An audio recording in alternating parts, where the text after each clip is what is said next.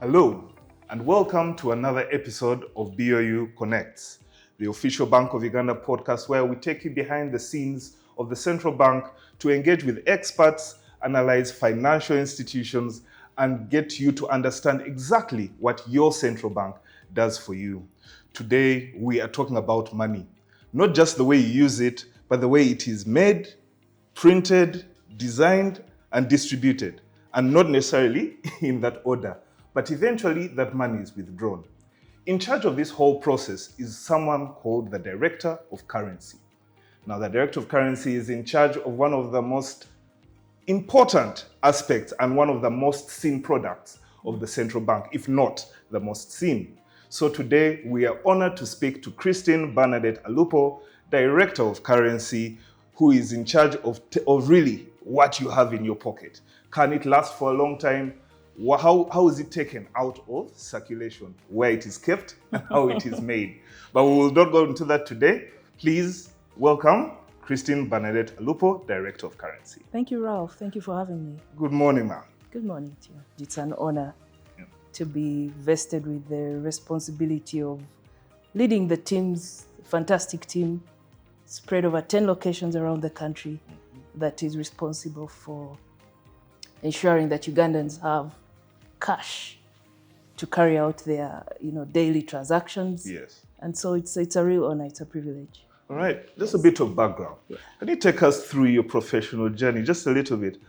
How come you're now Director of Currency? I know for a fact that you've been you're a seasoned central banker and a seasoned communicator, but can you give us just a little bit background into your professional journey? Yes, well, I joined the bank in the year 2000, in February 2000. Yes. I just left the Uganda Revenue Authority, and when the Bank of Uganda said, come and work for us, I weighed the options and I said, let me come over. And I haven't looked back since. Okay. I haven't regretted that decision. So in 2000, I was deployed to the currency department, and that's operations. You started? I started with currency, and I actually served Ginger branch. That was my main branch, but short stints at the other branches as well. But I really learned the work of the currency department, mostly from Ginger. And in the mid-2000s, it must have been 2007, then I came to Kampala branch, head office. Kampala has the head office, the functions that are, wider than the scope of what branches handle. Yes. And so I was able to enhance my intra-currency experience in that regard. And along the way in 2011, I was transferred to communications department. I did some, again, the different functions within communications department. And then I ended up as an assistant director and later a director of communications. Yes. In 2018, I moved to the Board Affairs department. Board Affairs supports the bank secretariat to serve the board, and enable them to carry out that role of theirs. Yes. And at the end of 2020, I went back to currency, this time back home as the team leader. Yes. So it's been a diverse experience, and I really thank the leadership in the bank across the years, because that experience, that range, that scope has given me the opportunity to test different aspects of the bank, from operations, strategic communications to governance, and how all those things come together in supporting the bank's mission. Brilliant. What people may not know is that you were my first boss in the bank. When I joined, you were Assistant Director of Communications when I was an intern. And from then on, I think the fact that we are now colleagues also shows how the institution can benefit someone in different areas. Yes. What I also did mention is that you're also an incoming Rotary President of the Rotary Club of Sode. Congratulations, Christine. Thank you so much. Thank you. How do you balance such high, I don't want to say high pressure, but very demanding aspects of your life? How do you balance both the professional and now the social? Because as President of Rotary, I believe that is now that's another job that you've taken on. And currency is not easy at all. You are in charge of all the branches. When people see the cash, it is you. So how do you balance such a high-level professional role and service to the community? Yes, indeed it is a sacrifice, as you put it. And the interesting thing is, when you look at Rotarians and those who are holding positions in Rotary and so on, these are some of the busiest people. And it's one of the reflections I had when my club members put me forward to be their president. Yes. And, should I not? And then I looked at it and said, but how do they do it? And you really have to be deliberate and intentional. So prioritization and planning is critical. Rotary is an organized mechanism of structure, work plans, succession, and things like that. So if you plan how to work with that mechanism for 1 year, clarify your goals, have a work plan, work with the people, that is what keeps you going. I do have a support mechanism. I do have a fantastic team of leaders that I work with in the club. I also engaged a PA to support me in that role. And so that's how you balance it. You have to prioritize, you have to be intentional. One of the things I was reflecting on, Rotary, by the nature of its work through 7 areas of focus, and leading a club that is grassroots based and doing community projects at the level. It keeps reminding me that these are the people the Bank of Uganda is thinking about when it talks about socio-economic transformation, especially when you look at the angle, Rotary's angle of community economic empowerment. So you look for opportunities for common understanding, and these are, where is there commonality, where are we both looking to do a good thing? So you look for the opportunities where one can feed off the other. All right. So now we've gone through your professional and a bit of Rotary. Now we want to talk about the currency department, cash, as you said. Christine, what are the main responsibilities of the currency department within the central bank? We know it falls under different directorate, but what are the main duties of the currency department? And also, how many branches and centers do we actually have in the country? Yes.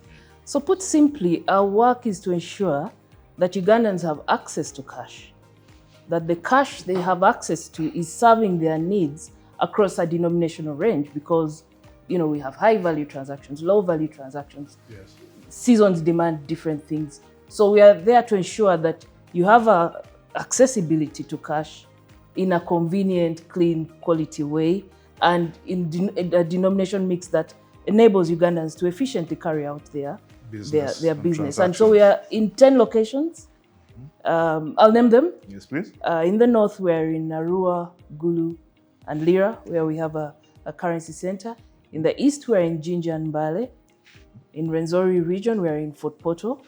And then we go to Kabale, Masaka, and Barara, and wind up here in Kampala, which is our biggest. So really, that is our job, put simply. Okay.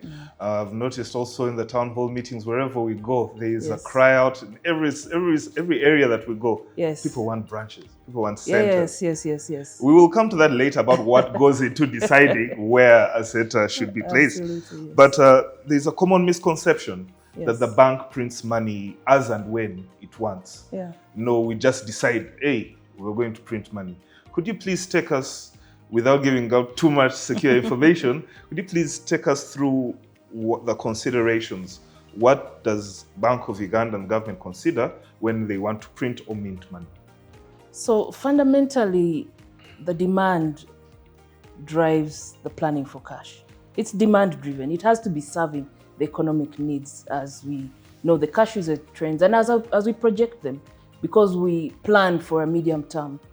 So we need to see what's going on in the economy. What should we expect? What are the macroeconomic objectives of the country? And how does that inform how we plan for the next 3 or so years? So when that's you say medium term, that is 3 to 5 years? Well, we are looking at it as 2 to 3 years for currency planning in our business, so that we have the agility to respond to things that happen along the way. But that's the fundamental. It is demand driven, and it is backed by rigorous analysis and planning. So it's not at will or at random as some may think. It really has to be projected to be serving the forecast needs of the country. Yes. When you've decided now to print, don't want to preempt a question, but when you decide to print, how do you decide on the design? How do you decide what's this going to look like? Is there a committee? Is it one person that decides, I want money to look like this? Is it Christine doodling in her office?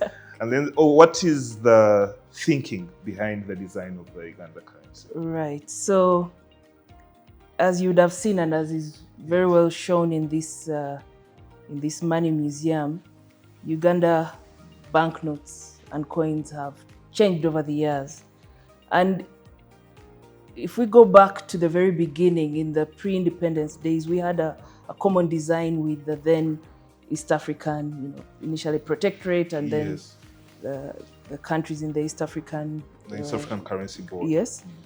And along the way, from when the countries went independent, then you began to see designs that are focusing on what does the country have to offer. So generally, a banknote design will tell a story about that. But if you look at the early sort of 6-7 series that we issued, they were usually in tandem with what I would call our political cycles. So you have a portrait there, then there's a change in government and it has to be changed, and you have the Bank of Uganda building, then at some point it's the map of Uganda. And it is in 2010 that the bank took a deliberate decision in terms of, let's develop a design that addresses modern security and technological considerations that had come in that regard, but also that can express the heritage of the country in some ways. So the combination of the design is an intricate process which brings together the discipline of the printing expertise, of security. What are the features that make banknotes secure? What are those features? How do they combine with those that make them durable and to have a useful life? How do they combine with the aesthetic that expresses its theme? So you have the physical sciences working with the fine arts, so to speak, to come up with a technical document that is functional. And so design, in our case, the 2010 series were introduced, and when you look at the images, they're based on two themes. One is Uganda through the times, the other is gifted by nature. Maybe we can go through that in a little while. But in designing a banknote, you are looking for security, because out there are people who literally are making money by photocopying. So you want security features so that the users are able to authenticate and conveniently transact with confidence. You want durability, because banknotes are the most mobile manufactured product. Very true. Day to day, hand to hand, a banknote wakes up in Arua, can spend the night in Kabale, can even cross over to Congo, back next week, and that kind of thing. So it has to be able to withstand that amount of wear and tear, and it also has to be able to communicate to the outside world what countries are about. Thank you. I like the fact that you called the cash a technical document. It is, which it really is. So after all that wear and tear, of course, all of this money doesn't just stay with people. How does the bank manage the withdrawal process, or even how does it handle when this technical document is damaged? So how do you manage both it being damaged and withdrawing when, let's say, it's tired after all that moving around? So before we even get to withdraw it, we've talked about design and what you want to achieve with your process of design and how you specify your banknote. We issue it into circulation through commercial banks. That's our transmission mechanism.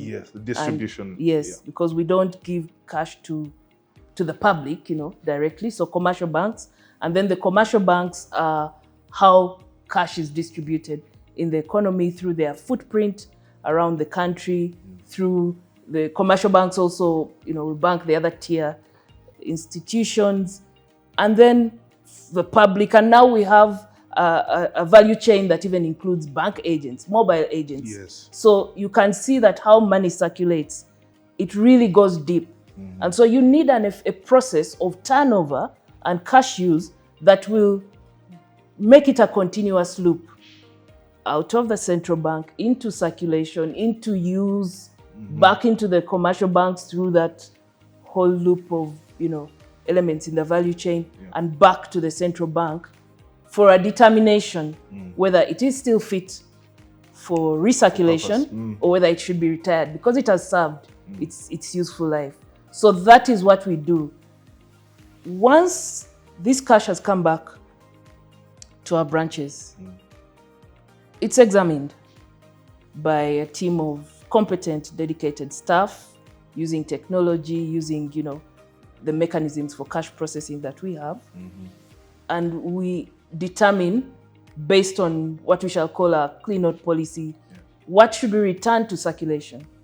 What should we retain for destruction because it's unfit to go back to circulation? And in the planning process for cash production, one of the things we consider is the replacement rate. Yes. So we can see how, as Ugandans, we have a direct impact on how the expenses associated with cash build up if we use cash in a way that prematurely ends their life. What is the clean money policy and what prompted its introduction? You mentioned it in passing, but I'd like you to go into much more detail. What is it, and why did the Bank of Uganda decide to start a clean money regime? Yes, so when central banks say this is a clean money policy, they're really talking about the standards of circulation, the standards of service to the public, that what to us represents fitness for circulation. When is a note fit or unfit? It is really capturing the standard that we want Ugandans to be, the service we want to give Ugandans. Yes. So we don't want a situation where Ugandans are afraid to touch their money because, oh my goodness, it's too sticky, too dirty, too this and too that, We want, of course, different denominations behave differently in circulation. We know, for example, that the 1,000 will reach the end of its useful life earlier than the 50,000 because of the nature of transactions it undertakes, because of the velocity of its circulation compared to others. So that's normal. But overall, we want you to have a convenient experience in using your cash. So that is what the clean money policy protects. And we share that with the commercial banks because they also do some recirculation. Yes. And it's all to serve the public interest in that regard. Are the commercial banks it might be a tricky question, but are they as intentional about this clean money policy as we are, as the central bank is? Well, we are the reissuer, the main reissuer.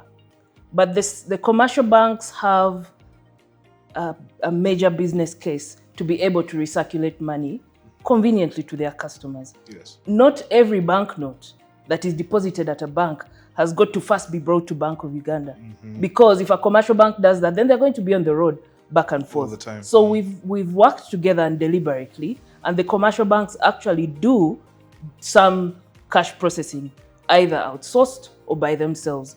We've given them the standards, we've given them the guidelines, and part of our work process in that regard is to go and see what's happening. But we have to work constructively and collaboratively, so that on a logistical level, on an efficiency level, on a level of enabling them to serve their clients conveniently, they have the awareness to do that. And I think it's working decently so far. Yes. Brilliant. So now we've spoken about the commercial banks and even the regulator. Why should the public care about, apart from not wanting to hold sticky notes or someone has written on it? Yes. Why should the public care, and what is the benefit of a clean money regime? Why should the public care about the physical condition of currency? Yes. So for a member of the public, you are receiving money, you've gone to a shop, you've gone to a supermarket, or you're receiving change, or you're paying whichever end of the transaction you are. Number one, you want to be sure that this is secure, this is real, this is authentic, this is not counterfeit. So a clean money regime helps you to be able to rely on the security features, the public security features, Yes. that you can tell and authenticate my watermark, my security thread, my this and that, as we know the features. So if the banknote is in a shape that you can no longer really recognize or even use. Yes, it doesn't help you, and then it makes you susceptible to if a banknote is not authentic. Yes. So then the other one is we want to be able to collectively use money responsibly and allow it to have its natural course of life. Because if you are going to end up having to withdraw a banknote, that could take you 36 months, 24 months, 12 months, longer. And you're going to have to withdraw it in 2-3 months because somebody has mishandled it. We all collectively pay the price because you do affect the durability and ultimately the expense that comes to us. So we all have an interest in safeguarding the clean money policy so that money is available. Yes, and usable for the purpose it's meant to serve. Usually given an example of going to an ATM or even just going to a shop, someone hands you something and it tears up in your hands. The 1,000 that they've given you in change just falls apart in your hands. What does the bank put in place to make sure that cash doesn't get to that level? So that's why we need the clean money policy, the cash value chain to function. That when banknotes reach that stage, you should deposit it in your bank because it's one way coming back. Okay, so that is why when you go to your banks, you're able to get money that is good for use. And the back and forth between the commercial banks and the Bank of Uganda is the fundamental way that loop is preserved. We put new banknotes into circulation. We put good reissued banknotes into circulation to enable that to happen. So an efficient cash circulation system is something that we rely on here in Uganda through the Bank of Uganda's regional footprint, the commercial banks' regional footprint, and the ability of the commercial banks to work with their agents and also the mobile agents to bring money back into the loop so that it can come back for reissuance or for withdrawal. So that is the thing. That's the thing. And so we urge people to use your banks. Use your banks. That is the one of the purposes they serve. Yes. In your experience as a communicator, as being in the community and service, even just in your day-to-day, what are the most common ways that you've noticed the public misuse and mishandle banknotes? Oh, that's interesting. The notorious one, the one that really raises our temperature recently is people have discovered that when they want to express love and appreciation, they go to the banks, they ask for banknotes, or they go to ATMs, they withdraw banknotes, and they're looking for the brand new, the mint quality. And then they roll up these floral bouquets, stick it with glue, stick it with pins, and then hand it over to somebody in the name of love or gifting. And that kills the banknote on impact. Why? It is sticky. It's not going to go through cash dissemination machines, ATMs. It's not going to be counted because the glue just renders it. And unusable. So, and we end up with piles of that money in those seasons that you issued expecting it to go for 24, 36 months. Have a full life. But it's dead on arrival. And that is really the most annoying of those of the wrong practice. And again, I know we've spoken to the florists before, but we continue to urge Ugandans, let us not do that. There are ways in which you can gift money without destroying it. You don't need to destroy money in order to gift it. Put it in an envelope, and write on, put a nice ribbon on the envelope, hand it over to the person. Put it on mobile money. Exactly. Put it on Well, their they account. want something visual, do that. But if you want to hand it over, put it in the envelope, wrap the envelope nicely. Yeah. Do not destroy money in the name of gifting it. Gifting. So that's one of them. The others are associated with stapling and putting holes. We have to, even in cash processing, machines are programmed to recognize certain qualities of banknotes. Yes. So you begin to limit the ability of the circulation system to rely on machines because it's being rejected because it's torn halfway. It has dog ears, it has sellotape, it has this hole, it has this writing. So those are some of the ways that we misuse. The other one is storage. So we've come across situations where people keep money and then it's eaten by termites, it's eaten by rats, it's damp, we've seen people come to us to appeal for money that has fallen in chemicals. Can you help me redeem this? So the key point there is money is meant to facilitate transactions. Use it for that. Yes, let's not subject it to conditions that would end its life prematurely. It is precious. You worked hard for your money. Let's preserve it in the state and circulate it normally. Well said, well said. And even that, those floral bouquets, they're thorn in the bank I have to admit that since we started engaging, the amount, the quantity we see has reduced tremendously. And I want to commend Communications Department for the efforts in that regard. But we have to continue because every time there is Valentine's and every now and again, school exams and that kind of thing. I don't think it is, in my opinion, responsible for anyone to gift a child because not only is it wasteful, it's also signaling a bad example. Very true. Or, in managing precious things. Very, very true. So how do you think individuals and even these commercial banks can really support the bank in maintaining this clean money policy, ensuring that the cost of replacing such notes, these notes and coins, isn't too exorbitant, isn't really another thing that the bank has to be wary of?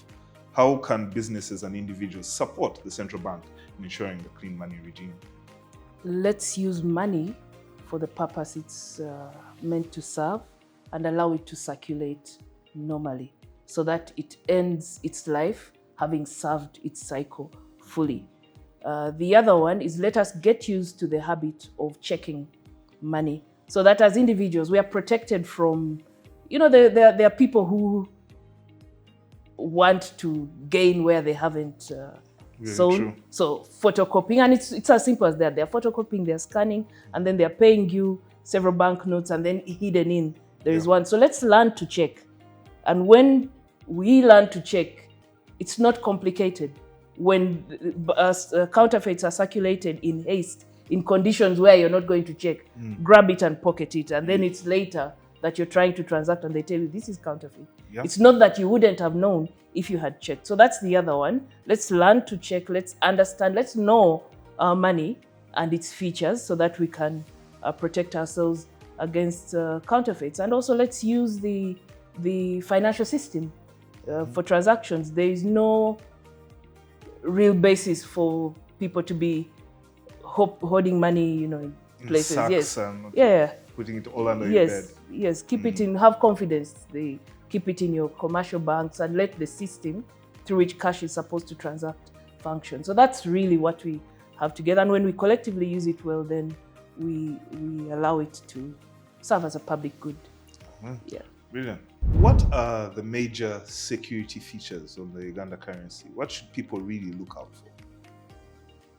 Thank you for that question. And it's one of the most important aspects of our messaging when we meet the public. So what I tell the Ugandan public is when you are trying to authenticate your banknotes, you are looking for features you can see, okay? So look at them, feel them, and tilt them for movement. One of the best known ones, I think, for the public is the watermark. Yes. That hidden feature which is visible when you hold it up against the light, and you'll be able to see a crested crane, facing to the right of the banknote, and below it a typed image of the banknote denomination. So that electrode type and the crested crane, one of the things you'll notice about it is there's a very white part of it, sort of what you would call the cheek. Yes. So understand what you should see. It's one thing for the feature to be there, but understand how it should behave. Because what a counterfeiter will come and do is come and draw a crested crane. Yes, yes, and it will be visible in black all the time. So watermark is hidden, visible against the light, not visible at all points of, say, the note is flat on a table. You may not see it. So understand how to draw out that behavior. The other visible feature, and the watermark is on all banknotes. So you can see here that I'm holding up the 50,000 and the 1,000, and on both of them and on all our banknotes, you will see the watermark on the right as you hold it up against the light. So that's one important one.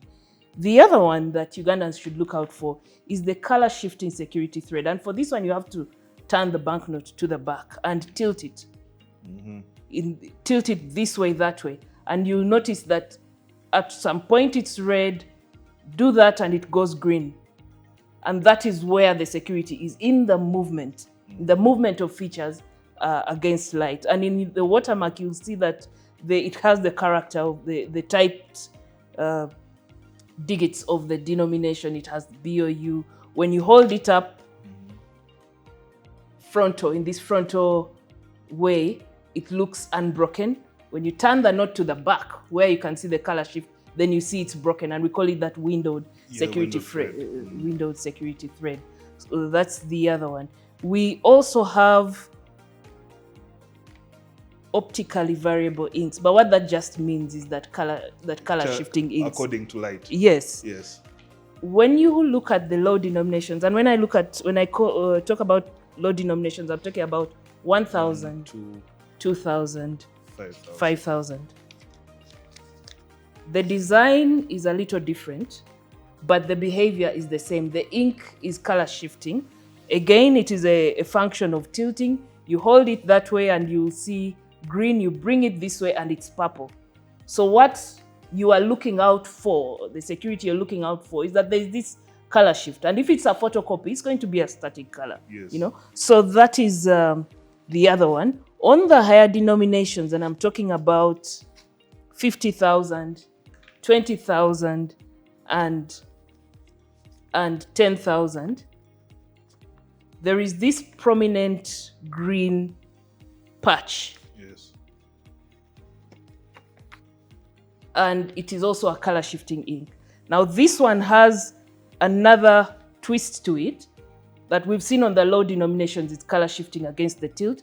This one has a moving, you can call it a rolling bar, that when you tilt it this way, a bar of light is at the bottom of the color patch. When you tilt it that way, it moves to the top. Again, the security is in the movement. Yes. A photocopy is static. You'll just see a green color with no movement going on. So the other feature that I would advise the public to get familiar with is it's a feel feature. The banknote is not the ordinary smooth paper. So when you get used to the banknote, you realize that there are areas of roughness, of relief, of raised ink. And that raised ink, apart from being part and parcel of the printing process to help us to, give the banknote the durability we look for, it is also part of the security, because you can tell by feel. When you're familiar with which parts of the notes are in raised ink, yes, you should be able to feel that, compared to a paper that has been photocopied that's smooth all the way and does not give you any of that traction when you touch it. In that regard, there is also a special feature for the visually impaired, and on each banknote, you'll see it on the right right-hand side as you're looking at it, and it is expressed in Roman numeral. So I'm holding up the 50 and you see there's an L down here. Now this L place is raised specifically to allow our visually impaired members of the public to be able to tell in a very specific way. On the 20,000, you have a double X in the same position, and each of the denominations will have its corresponding Roman numeral, and that is specifically for the visually impaired. On the back, and I'll end with this one, a feature we call the iridescent band, and let's just please ignore the let's ignore the jargon. But what you are looking out for is a shiny band at the back of the note. It actually gets more visible as the note ages. The typed feature BOU, and it appears and disappears depending on how you're holding it. On the movement. In the light, yes. So what you have seen that you need to look carefully, you need to tilt, you need to feel, and it's in those actions that we shall have the security. When you get used to it, you will not at all be duped because somebody has gone and photocopied. We'll end with the foil. And this one is specific for the higher denominations, the silver foil also. It is also a feature that behaves differently when you tilt it and twist it. So when you move it left to right, you will see the BOU typed word. It appears to expand, it appears to contract. You have rainbow colors there. So all these are security features which the public can rely on, and we urge the public to familiarize with all of them and at least know the one that is your go-to feature in case you can't always remember them all the time. But at least familiarize with 3. Yes. So that you can check 1, 2, 3 things, and then you know watermark, look for the band, exactly, look for the raised name. Exactly. Yes. And so know your money. It's how you protect yourself against counterfeits. Brilliant. And I'd just like to say on that note, the inclusivity of the bangles, having a feature for the blind. That's not something that you see everywhere. So kudos to the bank, kudos to the department. It is a feature that I've noticed not many people know about. But I think even just because of this, the information is going to get out there. Yes. What should someone do when they believe like their note is a counterfeit? Well, really, what are the steps that should be taken if you believe that you've been served with a counterfeit or you have found a counterfeit in your wallet? Yes. So if you have been paid and you have taken the trouble to check and you have discovered that you have been given a counterfeit, reject it. Reject it there and don't lose your money at that point. But if you are unfortunate enough to have been really cheated, yes, then we urge the public to go to the police. Go and report that case. I know that sometimes people feel what will happen, what this and that, but the police do bring these cases to us and we support them with reports that verify that this note is a counterfeit, and we actually go to court to give expert testimony to help put away people who are doing this. Yes, so please don't fail to check your money, but should you find yourself in that unfortunate situation, please go and report to the police, and you will be helped to the extent that the law and the enforcement process will go to support you. But when that happens, then it supports us in the grand scheme, because in doing so, it helps our partnership with enforcement, especially to go after the kingpins of this behavior. All right. Now we've spoken about security, we've spoken about access and inclusivity. Let's talk about distribution, Christine. I'm pretty sure not everything can be handled from here in Kampala. Yeah. How is currency distributed across the country and even into those rural, hard-to-reach areas to make sure that all Ugandans can benefit from this product? Yes.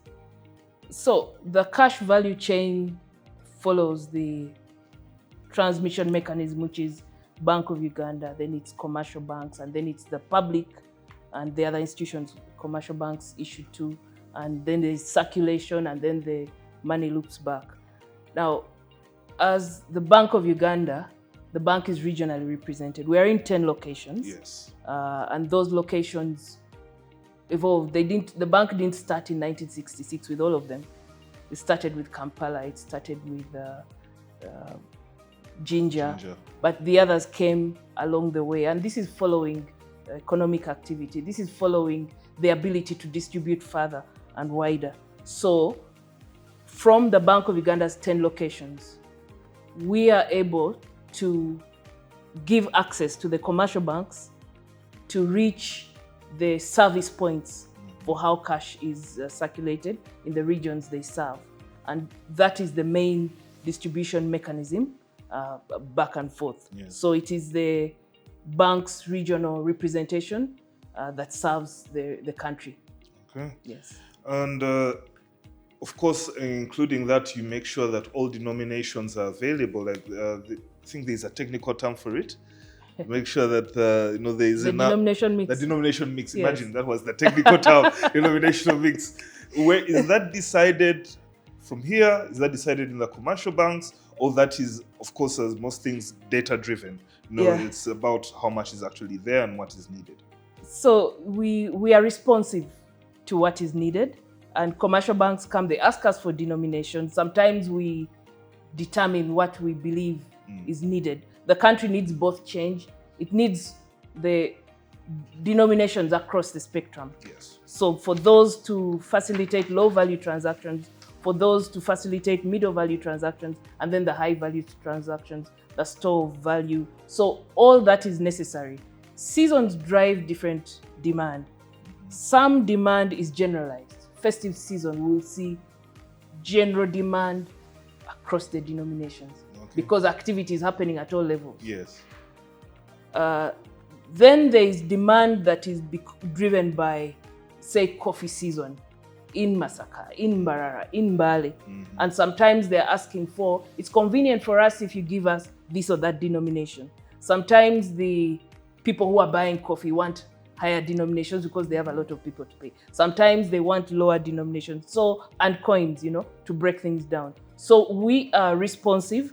And we have a research and planning team that is aware of the seasons. When it's August now, so our Lira branch is heavily involved because this is the oilseed season. And so what you need to do for Lira at this point, but it may not be what Kabale needs at this point in time or what Masaka needs. So we have to be responsive in aggregate, but also knowing the different needs and requirements and seasons of the regions served. Yes. Okay. Now let's look to the future. With the rise of digital payments, do you still think physical cash has a major role to play in the economy? And with people have driven, we're going cashless, we're going digital. Yeah. That is now what people are all talking about and looking forward. So what role do you think physical cash still has to play in Uganda's economy? Considering that we are still a growing economy, what role do you think physical cash will play? Yes. It's indeed true that electronic and digital payments have grown exponentially over the years. The value has really, really tremendously gone up. Yes. And this is a sign of changing preferences, but it's also a sign of a maturing digital infrastructure and increasing diversity in payment use cases. Yes. That it is possible technologically, that people have learned and got used to it, and there are those who actually prefer those. It's also demographically represented. The younger people tend to prefer the digital payments, and more merchants are accepting payments in that regard. So we've seen that, and that is that's a good thing for the bank. In the digital payments, the most inclusive is mobile money. Yes. And sticking to mobile money, looking at the fact that both mobile and cash, mobile is growing exponentially. Cash has also been growing over the years.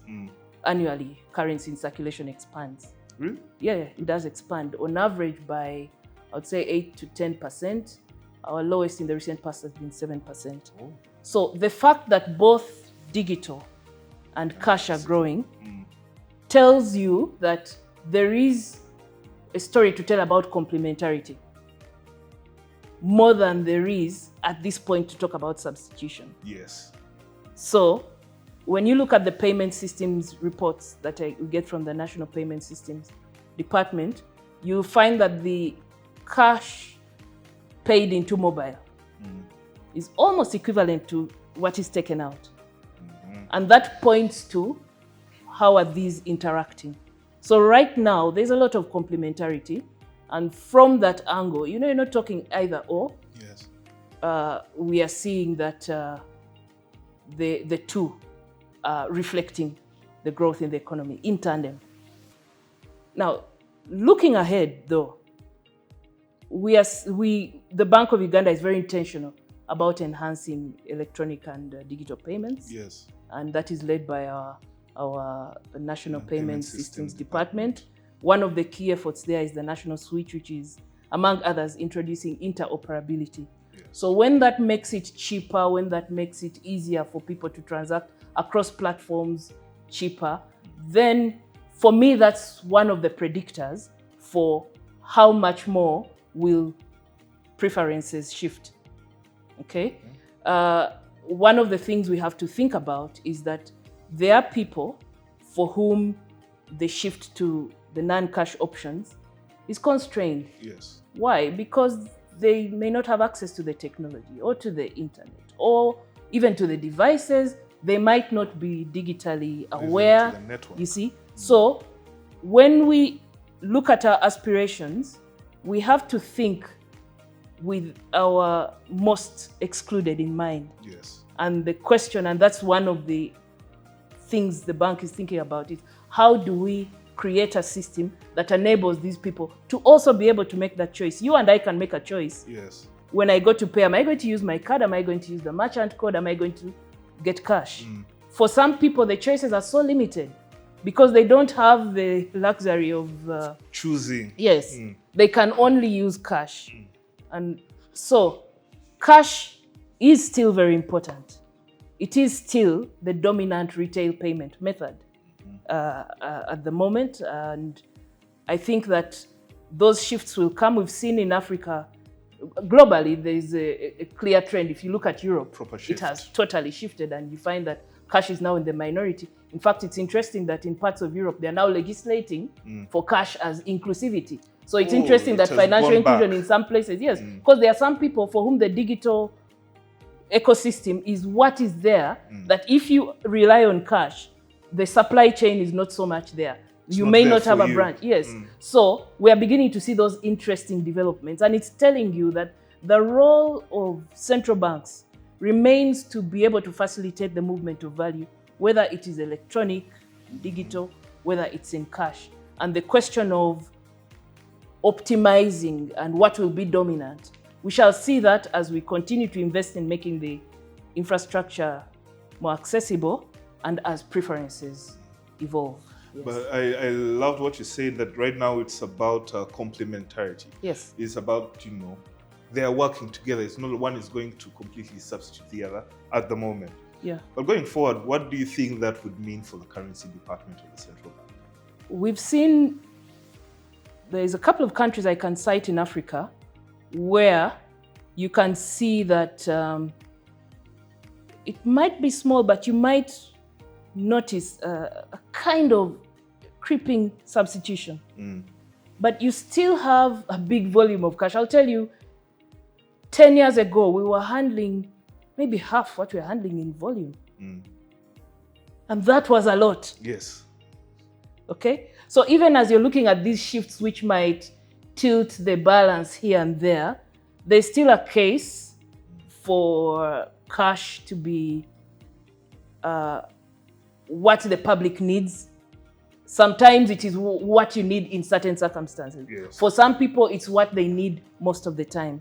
So that balance is still going on. And what it means for the currency department, I am confident that we shall optimize continuously, because we're always looking for efficiencies. We're always looking for a better way to serve. But I'm confident that we shall still be serving Ugandans from the 10 locations where we are. Absolutely. Yes, as we go along. Which yes. brings me to my next question. Yes. Are there any innovations, that in currency handling?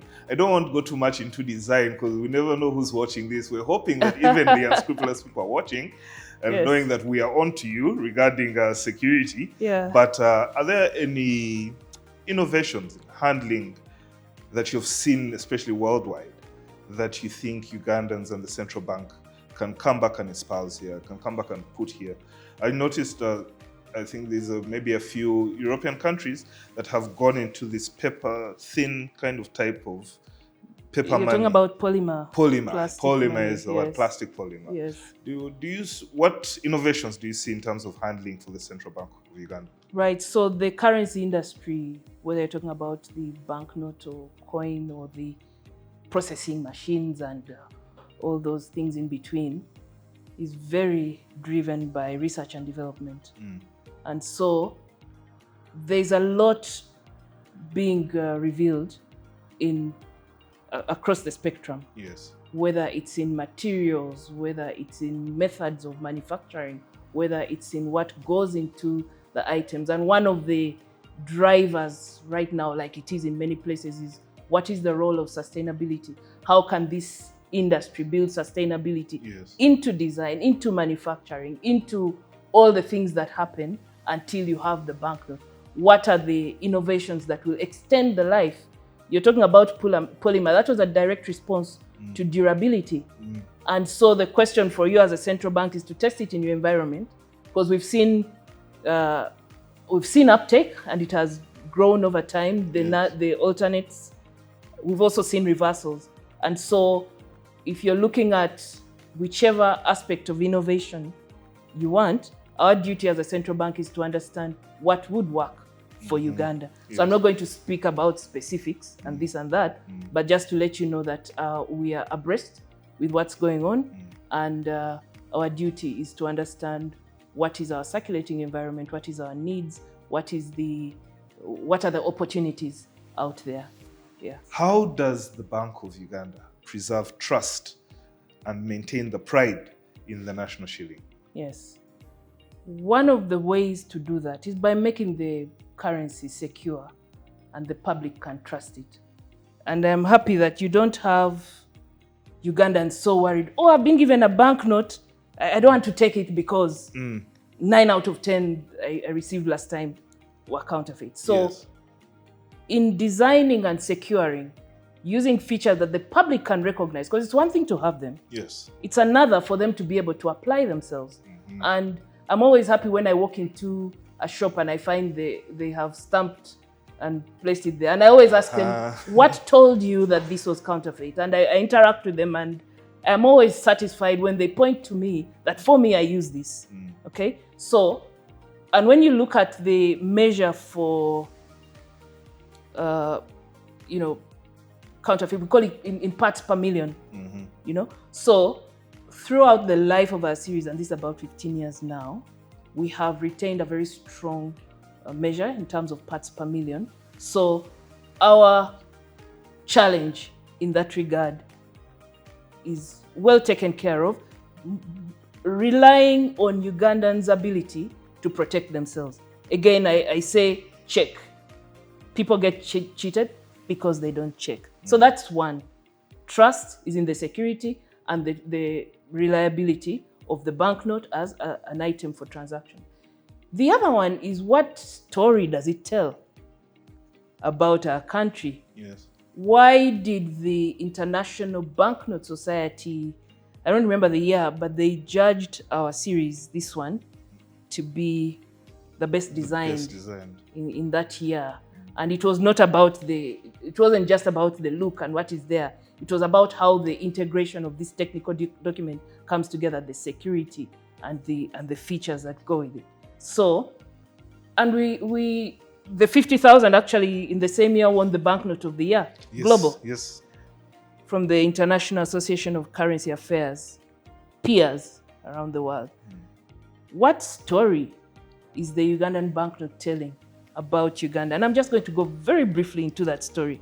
I'd mentioned to you earlier that it is thematically driven. And there are two themes here. One is gifted by nature. The other is Uganda through the times.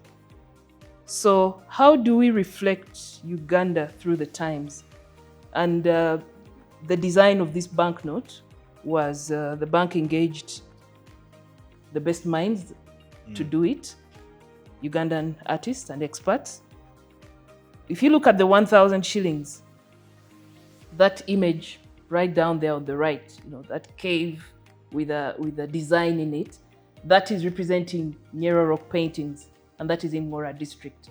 And we are told that about 400 or so years ago, people inhabited that place. Rock, and it is, I believe it is on the shortlist as a World Heritage Site. As you move to the 2000s, you have this monument in Njero. And it is the Speak monument, where I think Speak went and said he was discovering the Nile, but really the Ugandans over there already were there. Yes. But this is where the story, Uganda begins to tell the story about the source of the Nile to the rest of the world. And this must have been in the somewhere in the 19th century, 18 something. When you come to the 5,000, we do have in the same position, the monuments for the World War I and II. And this is commemorating the lives of those who went to give their lives in the World War. Yes, at that time it wasn't necessarily a war, but somehow we participated. And we have to remember our glorious dead who sacrificed. As you move, the story begins to shift, and this is in the 60s. There is a monument, I'm told it's called the Key to Success Monument. It's in Chambogo University, and it's representing, at that time, in the early journey of this country. And the message was, because this is a woman and her child, yes, and it is women and children, and education is that inclusive, and education is, it's a key to success.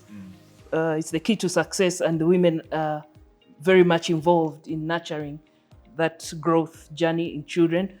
Moving over here, you have the Centenary Monument. It's in Centenary Park, and it's talking about Kampala as our administrative unit, and this must have been somewhere in the 1900s, yes, or thereabouts. So we are moving closer, and the 50,000 ends with the Choga Monument. Right. And for us, that was I think we were hosting something on this scale. Major, yes. If it wasn't for the first time, it was for the first time in many years, and it was a big deal, as we remember, for us. So that's Uganda through the times. And what story are you going to tell? What does each of these things represent to us? Quickly looking at Uganda through the times, gifted by nature. That's now on the other side of the, yes, of the notes. On the other side of the notes, both sides actually. So if I work backwards, you look at the 50,000, we have on the back here, we have our silverback, okay? And we know what this mountain gorilla means to us for tourism, for livelihoods, and for all the things that it represents. And in the front of the note, that's its habitat. 20,000, you have Crater Lake, I think it's called Nyali Crater Lake. It's in the Fort Portal region, and on the back, we see something that's unique to few places in the world, one of which is Uganda, and that's the long-horned cow, they call it cow. We see on the 10,000, it is Sipi Falls, again, very familiar to us, and on the back, it is Matoke. We are looking at our food culture here. On the 5,000, we have, these are the mountain ranges, Rwenzori on the front, and on the back we have, because Uganda has a very rich bird variety, yes, and so there are people who come here just to do bird watching, and so that's tourism. This is the Lake Victoria and what it represents to us, and naturally on the back there you can see our tilapia fish, and that's just one of the diversity of fish that we have. And here on the 1,000 banknote, we have our savanna grasslands on the front, but on the back here is the Ugandan kob. So all of them also have something I will just briefly call the material culture. Because when you look at how these security features are rendered, the color shifting inks, all that is actual Ugandan mat design.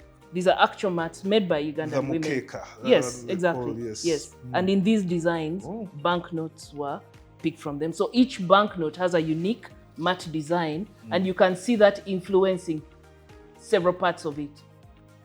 You also have,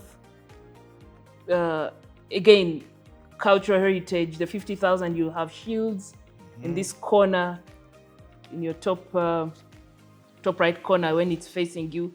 You have drums on the 20.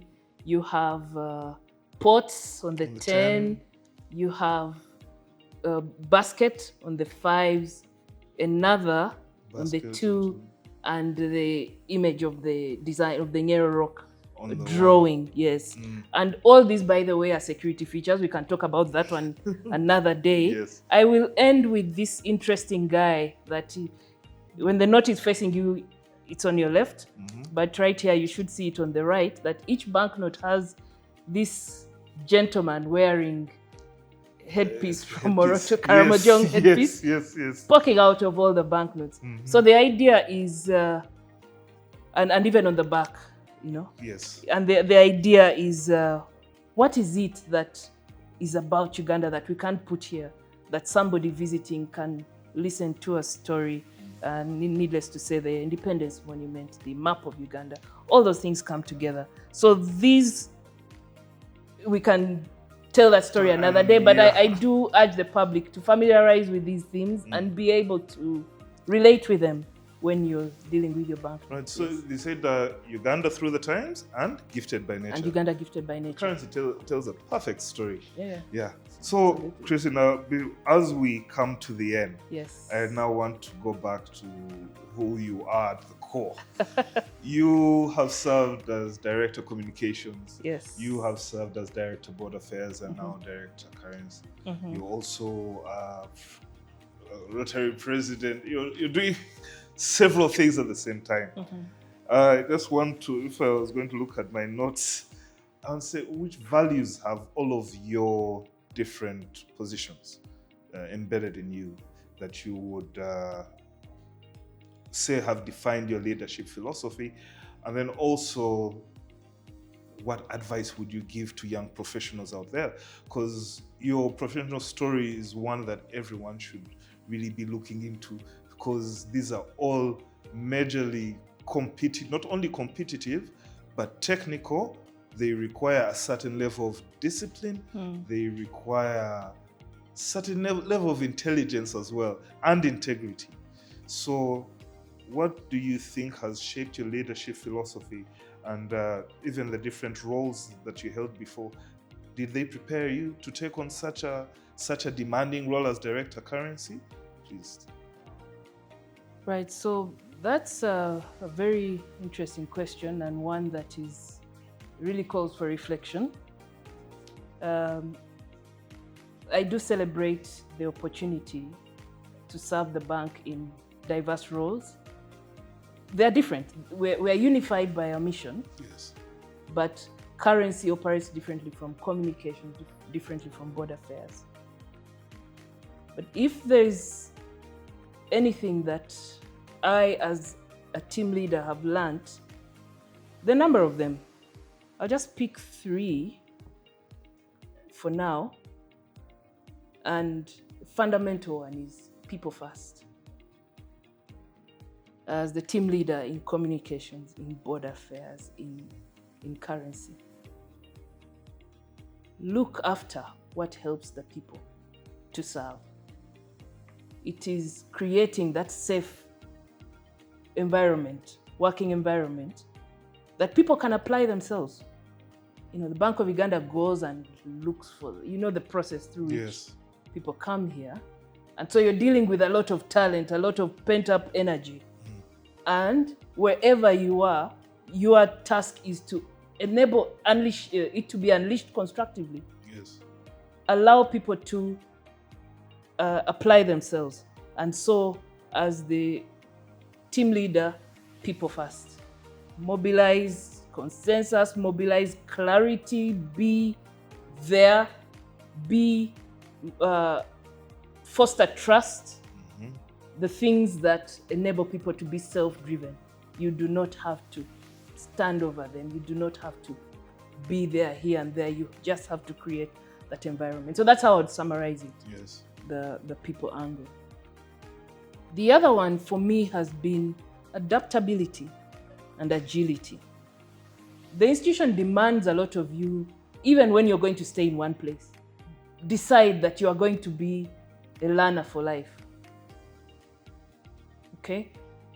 And that's one of the pieces of advice I would give anyone coming in, especially now in this VUCA environment. It's volatile, it's uncertain.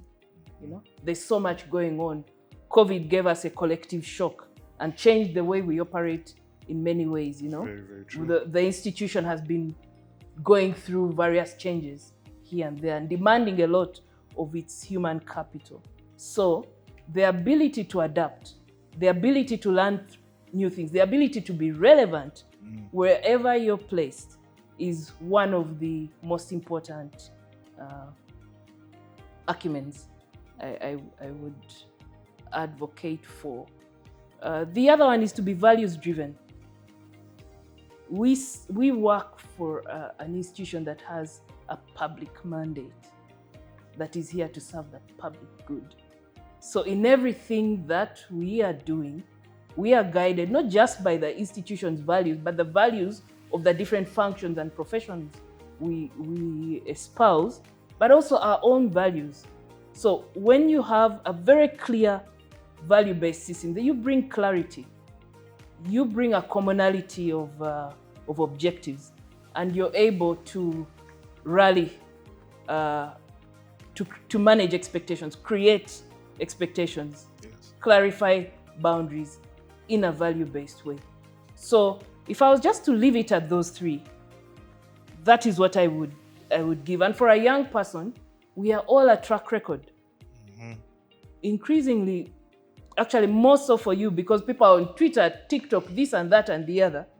And one day when people are checking you out, they'll say, what did this person say? So we need to be able to discipline ourselves and clarify to ourselves, who am I? That self-awareness. Because the value system, an institution cannot have values, cannot force values into you. Yes. You can't reach there and start to learn the values. Fundamentally, you need to have the integrity. You need to be able to build a track record of trust, of reliability. Okay, so those are, for me, some of the things that stand out. And as somebody who's charged with a number of people in Currency, we are close to 200. Yes. All over the country. Yes, all together. Yes, all together.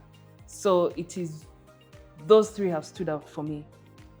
You're asking, how did working in board affairs, in communications, prepare me for the responsibility I have today? Yes. So what those two have in common, and I'll just pick one, what they have in common is that they put you, so to speak, in the room when critical things about the institutions are being discussed, are being processed, are being determined. Director Communications is a member of something as critical as the Monetary Policy Committee, you know, attends the other key policy committees of the bank, is first in line to be aware of a lot of the important things that are important to our stakeholders. And stakeholder satisfaction is our number one objective out there. So as Director Communications, you are going to be in a vantage position. You are going to listen to things. You are going to participate in processing. You are looking after the bank's stakeholders. That's the communications angle. And of course, helping the banks in terms of policy efficacy. Ugandans need to understand what is this about and how should I respond. Yes. And all that. In board affairs, you are doing the same thing. You are working with the apex. You are supporting the people who are provided for in the Constitution and the Bank of Uganda Act. Yes. The people with responsibility for this institution. So you are listening to how they process decisions. You understand the pain points, the headaches, the tone at the top. What those two exposures have done for me is that when I go to level 0 to do currency operations, then I think I have a good feel for what do they want, what is it that the institution is looking for at that level. Yes. And for me, that has been one of the important preparations, as well as the fact that in communications, you really have to be agile. Yes. So currency is demanding, and you have to serve the banks in a very, according to the protocols that we do with the public and all the delicate things we do. Communications gives you first-hand training in agility. Yes. Board affairs gives you you can't work for the board and you're going to be sloppy. You can't work for the board and you're not going to be timely. You can't. So that preparation put together for me has really been very useful, and I do cherish it. Okay. Yes. Brilliant. Thank you so much, Christine. I would like to end with something that I'm introducing called quickfire. Oh my God. Will I manage this? We have to. So now I'm going to just ask you 5 questions. Please don't take too long to think about them. Yes. Very quick. Just choose one. Yes. And it'll help us get to know you better. So quick fire with Christine. First one, coffee or tea? Coffee. Audio podcast or real books? Real books. Running or swimming? Running. Late nights or early mornings? Late nights. This one might be difficult. Cash or digital money? Okay, now that's going to be very interesting because, believe it or not, I am the director of currency, but I would say at least 70% of the value of my payments, most of the time even more, is Digital. Non-cash, yes. But I always have an amount of cash that I keep for specific reasons. Yes. So I use cash in a very consistent way, but for the things that I pay for, most of it is non-cash. Okay. So thank you so much for your time, Director. Thank you for giving us really a sneak peek into who you are. Thank you also for being so knowledgeable about your product.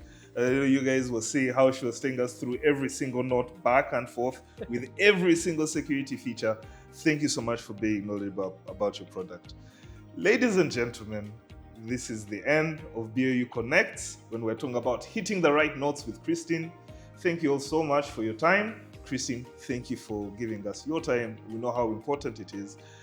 I believe you've all heard what she was talking about. Agility, relevance, value-driven. These are the things that will take you to the next level. This is someone who has worked as a director at one of the most busy departments in the bank, one of the most serious, I would say, in terms of dealing with the board, and also one of the most demanding and most public-facing ones. So once again, Christine Bernadette Alupo, Ms. President, thank you so much for your time. Thank you very much. I enjoyed it.